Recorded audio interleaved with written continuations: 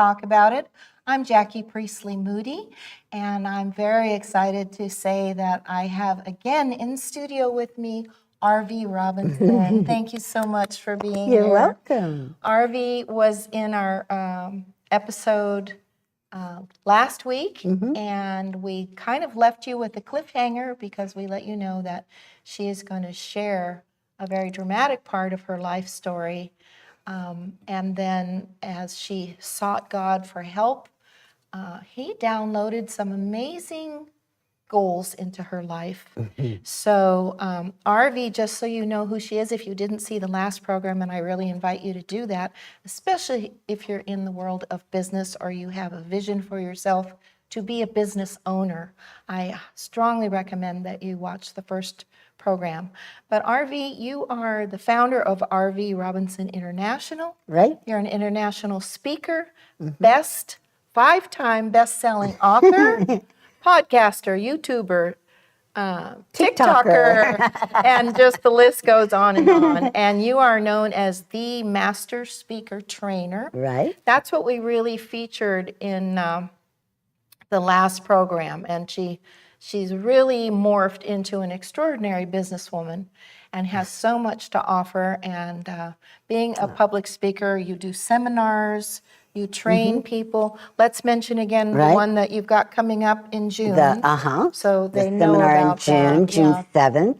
It's called Fit, Fame, and Fortune, and it's for women business owners and entrepreneurs, women who want to have it all, be it all, and do it all. You know, I always feel like we've been empowered enough. You know, we always see these seminars, and nothing's wrong with them.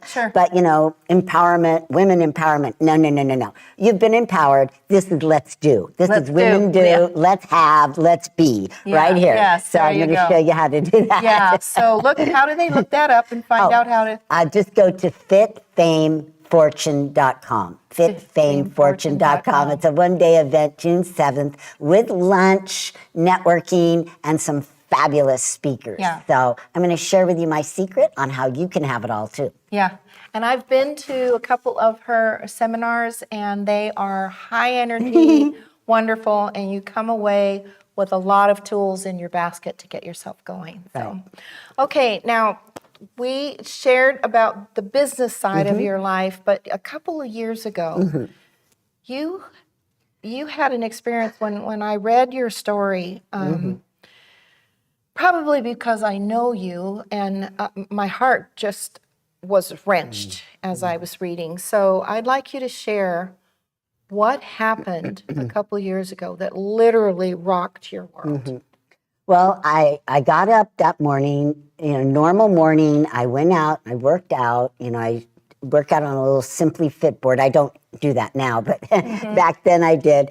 And then I just got this feeling like that something was wrong. Just this feeling came over me.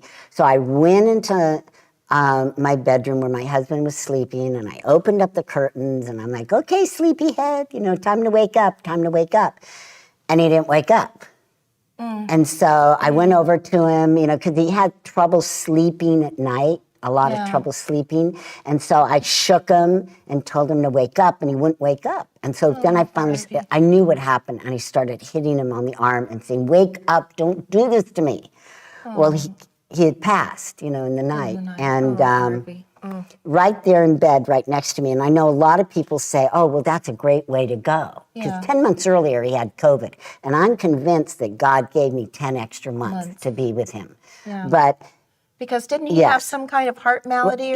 He had congestive heart failure for about 10 years, and it just went down and down and down until he was only operating at 10% heart rate. And you would have never known it, though, by looking at him. He could sit in front of his computer and do Zoom, and you'd never know it. It's just he couldn't walk any longer, so he would sit in a scooter and scoot around, or I would have to take him in a wheelchair. But he refused to get a pacemaker or a defibrillator, which is what they wanted. He was actually a candidate for an open heart transplant. That's how bad it was. But he just, I think he was afraid he would die on the operating table. But anyway, so people were always telling me, oh, that's a great way to go, right? Yeah, unless you're the one waking them up. And then it's horrifying. I want you to know it's horrifying. Yeah. But after that, it was like everything was just kind of like a big blur. And I didn't realize, I called, I didn't even know what to do. Sure, I didn't even know what to do. Yeah. And so I called a friend. I didn't even think of calling 911. So I called a friend. He didn't answer, Michael's best friend. He didn't answer. And then a small, still voice told me, 911, call 911. It's God telling me, cutting through my screaming. And so I called 911, and then they came. But you know what?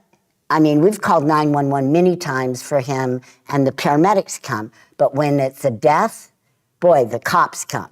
Well, they want to be sure there's no foul play. Policemen were in my bedroom, So after that, but anyway, so it was all kind of a blur, and they worked on him, and then first by 3 o'clock they're wheeling him out in a body bag. It was just so unbelievable. It's like you go to sleep with somebody, and he woke up in the middle of the night, we talked, he wanted a melatonin, and I gave him a melatonin, like at 3 o'clock in the morning. Yeah. This happened probably around, 8 or 9 o'clock in the morning. Yeah. And so, it was horrifying. But so then what happened next is it was right after COVID. So we didn't have any arrangements. I know. It was a surprise. He was that bad, but we didn't have any arrangements. So I had to get everything together. And, we're Catholic, so we had a Catholic service. He wanted to be buried. So, again, God just showed me where to go in terms of putting it all together. It took about 6 weeks before we could get the grave site and the church and everything together. There's a lot to it, isn't there? There's a lot to it. And so then 6 weeks later, I'm burying him, and we had of course, a celebration of life, and everything's fine, right? Not fine, but you go through what you need to go through. You're getting through it because you're busy, yeah. Right? And of course, everybody's sorry, and everybody's like, oh, he's in a better place. Oh, Jackie. Did you just want to slap him I when did. they said that? I did. I thought I was the only one, but because I'm like saying this was a pretty darn good place right here. Right here was a pretty darn right good with place. Me. I didn't want him to, my husband and I he was the love of my life. It wasn't, we were together 24/7. He was my best friend. He was my business colleague. Everything. We had lunch every day together. He was retired. So it wasn't one of these marriages where they're in one room and you're in the other. We were like, our lives were together. And so to lose him, was devastating. Must have felt like 2/3 of you was just amputated with no anesthesia. And then 3 months later, God took one of my dogs. We had 2 boxers. God took one of them, and then 3 months after that, God took another one. So within a year and a half, my house was empty. And I'm telling you, I was crying up to God. I was mad at God. I'm like, now what do I do? You've taken every living thing out of my house. Yeah. What am I supposed to do now, right? And the thing is, in grief, those responses of being angry to God are normal. And don't think if you're a believer and then you go through those phases and you're mad at God, that doesn't mean you're a bad Christian or a bad Catholic. God is not going to think, well, if you don't love me anymore, I don't love you anymore. No, he doesn't. Thank goodness. He's not going to be shocked and fall off his throne because you're saying some cuss words while you cry and scream. He can handle it. He can handle it. And he's going to carry you through it. So don't, those are all normal, powerful, overwhelming responses. Yeah. So then I would try to think in my mind, because I would pray to God, just, take me now. I want to be with my husband. That's all I want. We had such a great relationship. I just want to be with my husband. I didn't care about anything else. I just want to be with my husband. So I would think, in my head, okay, because I live on a very busy street, and I would think, okay, if I walked out in the middle of the street and got hit by a car, then it wouldn't be suicide, because the Catholics, you don't want to be in purgatory, for a long time. So you don't want to commit suicide. But, I'm like rationalizing in my head that it's just an accident, right? I mean, all kinds of crazy stuff. Crazy you know? stuff. So yeah. for about a year, I mean, I prayed for direction because I didn't know what I was supposed to do. I didn't know if I was supposed to continue with my business. I didn't know. Well, how could you even function to do that? I couldn't. My I gosh. couldn't. I didn't work for probably a good year and a half. I mean, I did just a little bit, whatever projects I had started, but I didn't go out and market. I didn't go out and speak. I would go to networking events, and I could laugh, and I'm an extrovert, right? Yes. And it's amazing, but I couldn't function. About 30 minutes into it, I just got overwhelmed, and I had to go. Yeah. 10 days after my husband passed, I was putting on a big event, women's event for SCORE, Orange County. I had over 100 people coming. And people were saying, oh, should we cancel? And I'm like, no, we can't cancel. Yeah. No. And so I just didn't say anything. People would come up to me and start to hug me. I would go, don't do it. Don't go there. Because you'd don't fall go apart. there. Yeah. I can't do it. I can't do this right Yeah. now. And so I went ahead and did the show. But it was, God gave me the strength, but it was tough. And so then what happens, what's interesting, I tried Grief Share, and I tried a widow's luncheon, and I tried this, and I tried so many things. Yeah. And, all your friends, like in the first 2 weeks, you get like phone calls like crazy. I mean, my house looked like a flower shop. Yeah. I mean, it was Yeah. incredible. But guess what? Then it starts winding down and winding down. The phone stops, the lunch invitations stop, and all of a sudden, you're all by yourself with your grief. Oh, and it's like a wall, and you're suffocating, and it's all around you. There's no way out. We didn't have children. I mean, we married 20 years ago, but so I never had children. Yeah. So it's not like there are a lot of families. I mean, they have their children and their grandchildren, and they're rallying around, and I didn't have that. Oh, honey. So I had nothing, and then my friends were all gone because they didn't know what to say. And so, I mean, I just was in this dark place of depression. Yeah. And I just don't get depressed. But I was so depressed, and I didn't know what to do, and I kept praying and praying and praying for direction. And then one day, I'm watching YouTube, and I see this woman online. And she's 85 years old, an 85-year-old black woman, and she's a bodybuilder. And what's her name? Ernestine Shepherd. I've heard that name. She's still doing it today. She teaches women how to, exercise, especially at an older in life. And I just looked at that and I said, that's it. That's what I want to do. Now, I've exercised all my life. I've ran 2 marathons, 5 half marathons when I was 52. Yeah. And so I've been active, but I didn't look anything like this woman. Yeah. And I wanted it, and I wanted it badly. And I knew that if I could set a goal, that I would be and then I was 68. If I was 68 and I could set a goal that I would be in a bikini contest, that would motivate me to even exercise more, and it would give me that goal that was so big, yet obtainable, that I couldn't think about my grief. And so that's what I did. So I embarked on that. I first hired a coach for 3 months that was into bodybuilding, but she was in Canada. I tried to do it that way, online. Yeah. For 3 months, I did that, which was stepping stones. Sure. And then, again, I prayed to God, I need something bigger. I need a private coach. And then all of a sudden, boom. In Facebook, one of my dear friends, who's a bodybuilder, right, posted the gym that he goes to, and it's called Addicted to Fitness. How appropriate. Addicted to Fitness. And posted a phone number. I called the phone number, and the owner, Arlene Cherry, answered the phone, and I said, this is what I want to do. I want to compete when I'm 70. I thought 2 years. I want to compete when I'm 70. Is that something you could do? And she goes, well, I'm 60. And I went, yes, I'm in the right place. You're in the right place. And so then I started training. First, I trained 4 days a week. Then I trained 5 days a week. And now I train 6 days a week.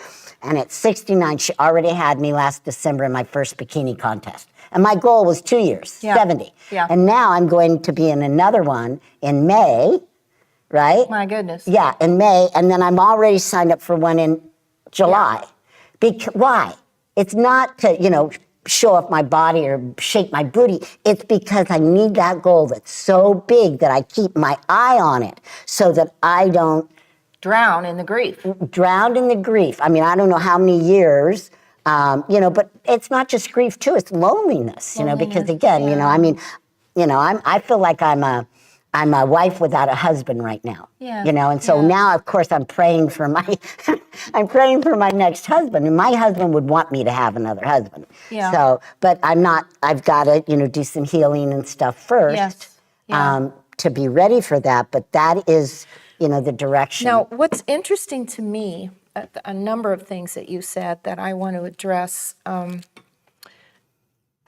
because my husband and I have known 4 or 5 people in the last 2 to 3 years who have lost a longtime spouse, 50-year marriage, 45-year marriage, and their grieving process and what they're going through. And you said after the 2, 3, 4 weeks goes by, right, and the phone calls stop, yes, and the cards stop coming, and the flowers stop coming, mm-hmm, and nobody's inviting you for lunch or dinner anymore, and the loneliness just hits you like a suffocating, overwhelming.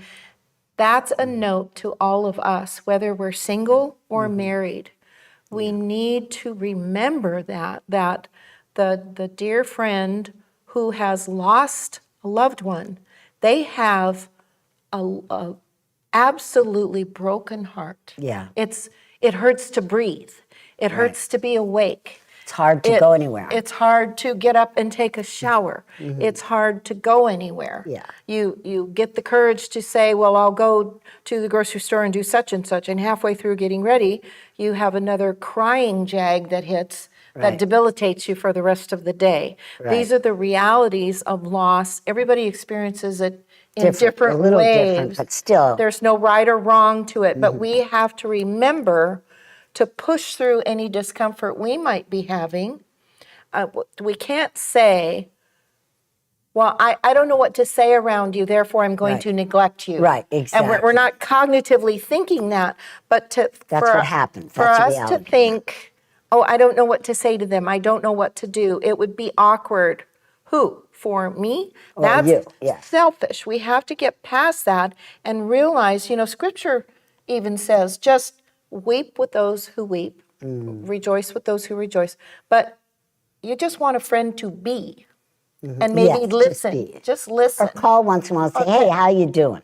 Or do you want to go to a movie? Yeah. Or do you want to just go walk on the beach? And Right. Yeah, and you don't need us to be super clever or witty or have all the answers or be expensive but that is just company. That is a ministry to share your time and be company. Yeah. Because the loneliness makes you not even be able to breathe. Especially after I lost my 2 dogs. I mean, within 6 months. Yeah, even your fur babies were gone. It was like, I'm the only one here who's breathing. I couldn't believe it. I couldn't believe it. Did you just say to God, it's too much? I did. Enough is enough? Well, the first dog, she went in a day. She had some sort of neurological thing. I saw her one day. She just kind of like looking dazed. Yeah. Took her to the vet. She was gone the next day. Yeah. But the other dog had cancer, and I tried, giving him surgery, and so it was like prolonged for a month or so. Yeah. And finally, my vet said, it's time to let him her go. Yeah, let him go. Yeah. Now, So. with the working out, so many people, when they grieve, they do just the opposite. Yes. They become motionless, Yes. directionless, and they eat for comfort. Yes. And all of a sudden, they've created all kinds of health problems for themselves. Yes. And now they don't like their life even more Right. because They don't they like put on themselves. 50 pounds. They don't like themselves.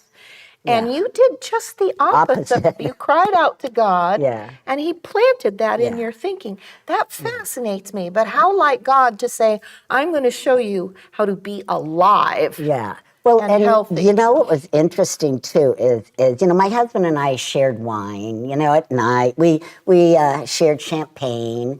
All of our time together. I mean, that's what we did together. We went out to dinner. We had a couple glasses of wine. Whatever. Well, I had quit the wine altogether 3 months before he died, not knowing he was going to die. But I knew in my head that, he's not getting any better. I better be up. I better be like sharp all the time, no matter what, right? Yes. And so God put it on my heart. So I quit on that birthday, and I said, okay, I'm going to quit for a year, right? Like on my birthday to birthday. Anybody could do anything for a year. I didn't say, I'm quitting drinking forever, No, I'm just going to quit mine and drinking, with him in the evening, with dinner. I don't want people to Yeah, it's not like you were luscious or anything. No, it's just dinner drinking. A glass of wine with dinner, But I wanted to be, sharp. So it's amazing. But I had lost in 3 months, even before he died, I was 145 and I went down to 114. Wow. Yeah. Not changing diet, not changing anything. Just letting go of the wine and champagne.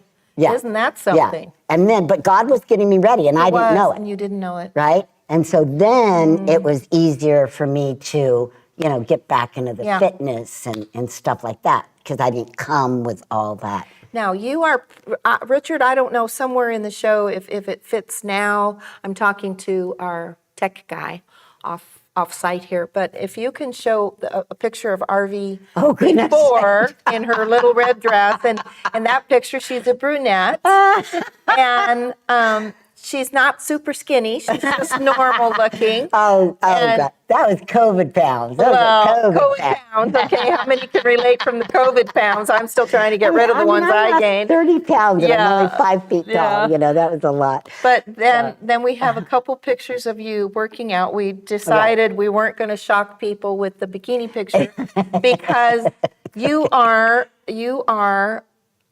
from head to toe. I mean, it's like the only place you didn't develop amazing muscle tone is in your eyelids, because now I'm gonna have you flex those arms. Okay. Look at this. That is strength personified in this little itty bitty. What are you, 5 feet? 5 feet tall. And what's amazing? This has only been a year and a half of working out. Yeah, and her legs look like that too. And you don't have a 6-pack; you have a 12-pack.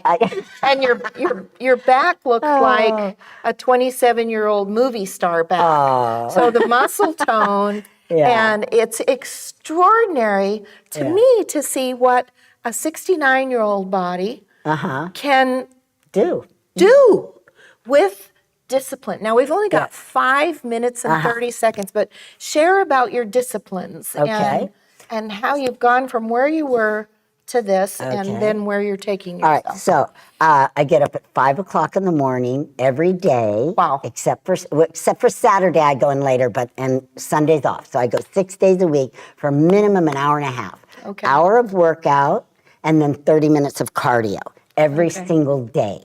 And that's it. It takes discipline, it takes consistency and dedication. But here's the thing, once you get into the habit, it's easy. Your body wants it. It's just a habit. It makes the body happy. And here's the best part. Now, I started this doing it for me, strictly me. Sure. I have to say, it was not for the body. I didn't do it for the body. I did it because I needed the goal so big that I could focus on.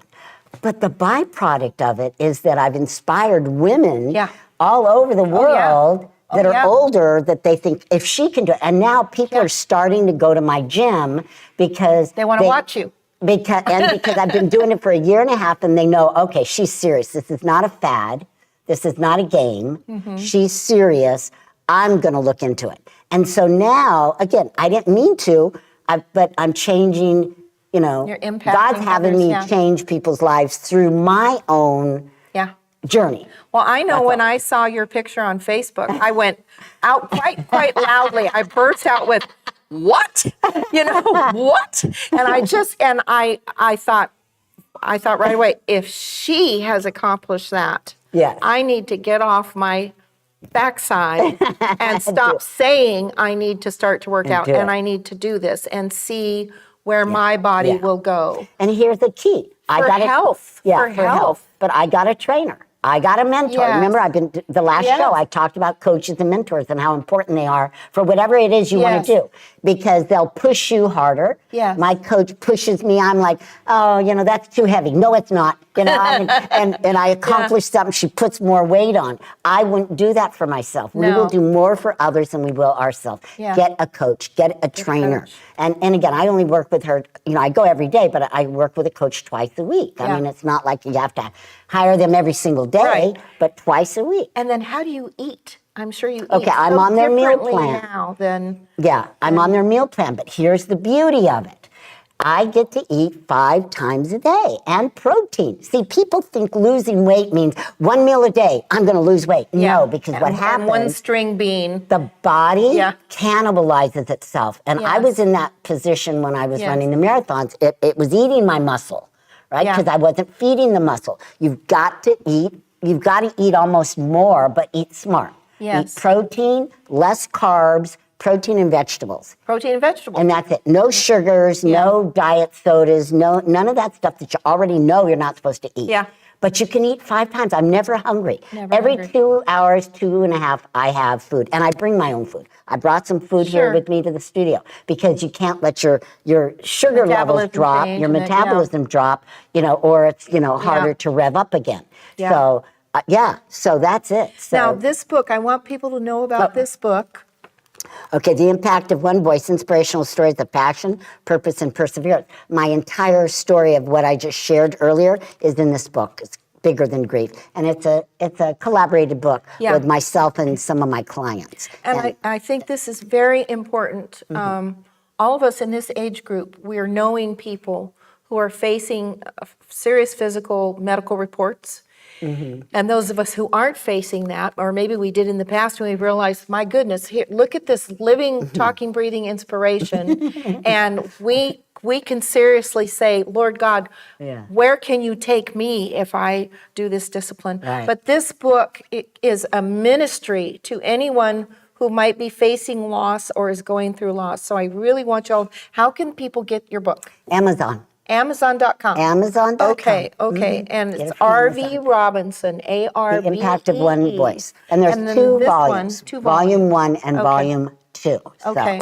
And we made them different colors. Do you have a website, an actual website? My personal website is my name, Arvee Robinson, so it's A-R-V-E-E Robinson.com. Okay, good. Yeah. And they can, and we're playing Beat the Clock again. Look how it happens. Yay! My goodness. So I just want, and then they can follow you on Facebook as well. And Instagram. Yes. My Instagram is RV Buff for Life. RV Buff for Life. And that's where you can see my training videos. Oh, I am definitely checking that out. So, okay. Amazing pictures, jaw-dropping pictures of just, you're a force of nature. You have a beautiful heart. Oh, thank you. You just sparkle for God, and you're an inspiration to so many people. Thank you for being here and sharing yourself with us. Thank you so much. Thank you for watching today. I hope you're inspired on many levels by our guest, Arvee Robinson. You've been watching Let's Talk About It. I'm Jackie Priestley Moody, and I hope you join me next time. Thank you. Bye-bye.